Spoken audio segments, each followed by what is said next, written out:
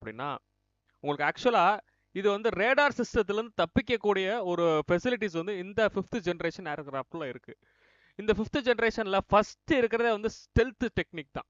அதாவது ஸ்டெல்த்துங்கிறது ரேடார்ல இருந்து தப்பிக்கிறது வந்து ரொம்ப ஈஸியாக இந்த ஏர்கிராஃப்ட்னால பண்ண முடியும். அப்போ தப்பிக்கணும் அப்படின்னா அதுக்கு என்னென்ன ஷேப்ஸ் எல்லாம் இருக்கும் அதை பற்றி டீட்டெயிலாக டிஸ்கஸ் பண்ணுவோம் அடுத்தடுத்து.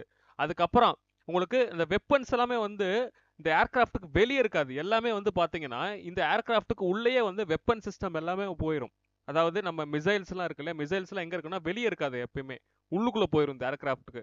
ரெண்டாவது, இதனால வந்து சூப்பர்சானிக் ஸ்பீட்லேயும் வந்து போக முடியும் வித்தவுட் ஆஃப்டர் பர்னர். ஆஃப்டர் பர்னருங்கிறது வந்து உங்களுக்கு நம்ம எரிஞ்சு முடிச்ச அந்த ஏரை வந்து திருப்பி எரிய வைக்கிறது மூலியமா வந்து கிரியேட் ஆகிற அந்த த்ரஸ்ட் தான் வந்து ஆஃப்டர் பர்னர்னு பேரு.